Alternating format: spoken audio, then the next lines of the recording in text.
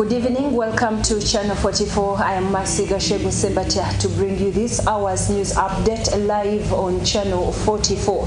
I'll be joined by Livingstone Kawesi for sign language interpretation and translation.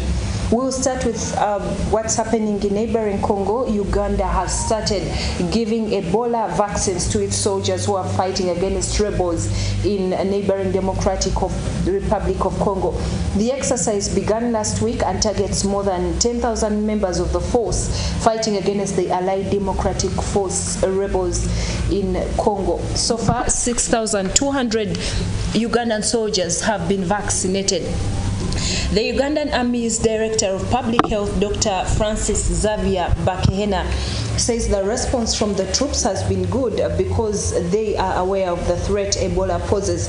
The exercise will also cover soldiers manning border points with the Democratic Republic of Congo. The World Health Organization has provided 12,000 vaccines from Merck, and additional 10,000 from Johnson & Johnson will also be available in weeks. Frontline workers like health workers, customs and immigration officials will be vaccinated in the second phase of the exercise. DRC confirmed a case of Ebola in Beni District, North Kivu Province 2 weeks ago, 6 weeks after an outbreak was confirmed in Equatorial Province. No imported case has been reported in Uganda so far, but authorities have since stepped up surveillance and put 21 districts that border the DRC on high alert. And in neighboring Kenya, lawyers of veteran Kenyan politician Raila Odinga, who is challenging the presidential election results, have alleged that there was systematic rigging in favor of the winning candidate William Ruto, citing inconsistencies in the final tally. Mr. Odinga's lawyers made their submissions during today's Supreme Court hearing of their request to nullify Mr. Ruto's victory, citing gross mismanagement of the election. They told the court that the transmission system for the result forms was compromised by unauthorized access by known and unknown persons. This led to manipulation of vote information during the transmission between polling stations and the National Tallying Center. They further argued that voters in Mr. Odinga's support bases were disfranchised because of the technology hitches on voting day and postponement of elections. Mr. Ruto's legal team will offer its rebuttal later today. The other 5 petitioners will also argue their case later. Meanwhile, a recount of votes from 15 of the 46,000 polling stations is underway outside the courthouse as ordered by the Supreme Court yesterday. And in Ethiopia, the Ethiopian government has accused Tigrayan forces of expanding the renewed fighting to different fronts, including along the country's western borders with neighboring Sudan.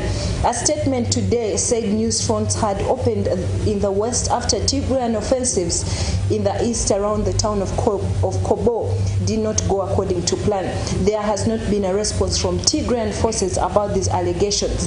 However, a senior Tigrayan official, Getachew Reda, earlier accused Prime Minister Abiy Ahmed's government of wanting to further internationalize the conflict by sending tens of thousands of troops to neighboring Eritrea. Some of the new fronts cited by the government are in dispute in the disputed region of Western Tigray and are controlled by regional forces from neighboring Amhara and federal forces since the first round of fighting in late 2020.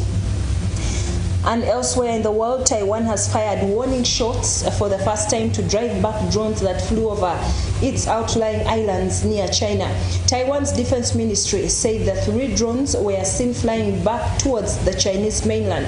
Taipei has in recent weeks complained of Chinese drones flying close to its islets near the Chinese mainland. Cross-strait tensions remain high after U.S. politician Nancy Pelosi's visit to Taiwan earlier this month. Taiwan has reported an increase in drone incursions after China launched huge military drills in a show of force at Mrs. Pelosi's visit. President Tsai Ing-wen has labeled some of the drone missions which have flown over military outposts as a type of gray zone warfare activity. The Kinmen Defense Command said 3 civilian drones were spotted last evening in the Dan and Shiyu, 3 Kinmen islets that just a few kilometers away from the Chinese city of Xiamen. It added that it fired warning flares before firing a live round at a returning drone. The drones eventually headed towards Xiamen. And in Europe, a 20-month-old child has died in Spain after being struck on the head by a hailstone. About 50 other people reported injuries ranging from bruises to bone fractures from the freak 10-minute-long storm that hit Girona region of Catalonia on Tuesday evening. It destroyed roofs, downed power cables, and shattered windows. One of the hailstones measured 10 centimeters, 4 inches in diameter, Catalonia's Meteorological Service Center said. It is the largest to rain down on the region since 2002. Firefighters received more than 40 calls from members of the public about damage caused by yesterday's storm from the town of Bisbal de Empordà. One of the stones hit the 20-month-old child who was transferred to hospital in a nearby city of Girona but later died from her injuries, according to local channel reports. And in the United Kingdom, the Queen will not appoint the next Prime Minister in London, but will instead stay in Balmoral to do it, according to a report from Buckingham Palace.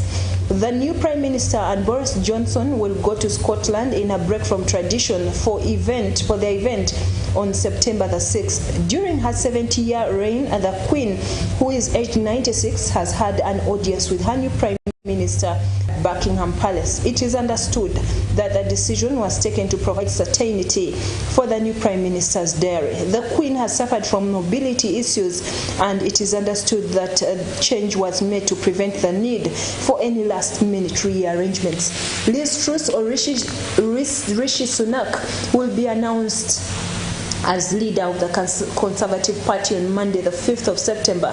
Boris Johnson is expected to announce his resignation to the Queen the following day, with his successor appointed by the monarch shortly after. Buckingham Palace previously said the Queen would interrupt her stay at Balmoral to meet the new Prime Minister on the 15th of her 70-year reign. Usually, the outgoing Prime Minister makes a statement outside Downing Street before taking their final trip as leader to meet the Queen at Buckingham Palace. The monarch then formally dismisses them from their role. Shortly after, the incoming Prime Minister is called up.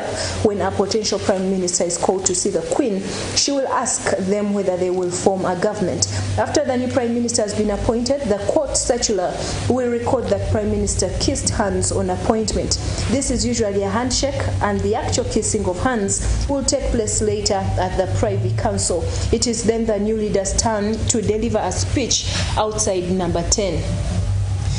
Moving on, Camilo Guevara March, the 60-year-old son of Argentine-born revolutionary leader Ernesto Che Guevara, has died. Cuban officials said he died of a heart attack caused by blood clots in his lungs. Camilo Guevara dedicated much of his career to documenting the life of his father, who fought along Fidel Castro in the Cuban Revolution. He opposed the use of his father's image, made famous by an Alberto Acosta photograph, for marketing purposes.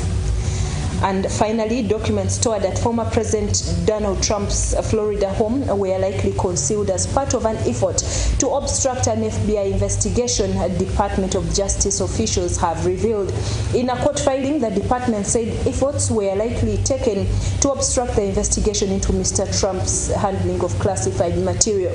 The filing was a response to Mr. Trump's request for an independent party to oversee part of the ongoing case.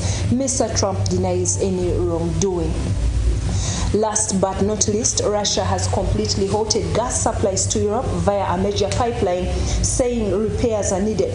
The Russian state-owned energy giant Gazprom said the restriction on the Nord Stream 1 pipeline would last for the next 3 days. Russia has already significantly reduced gas exports via the pipeline. It denies accusations it has used energy supplies as a weapon of war against Western countries. The Nord Stream 1 pipeline stretches 1,200 kilometers under the Baltic Sea from the Russian coast near St. Petersburg to northeastern Germany.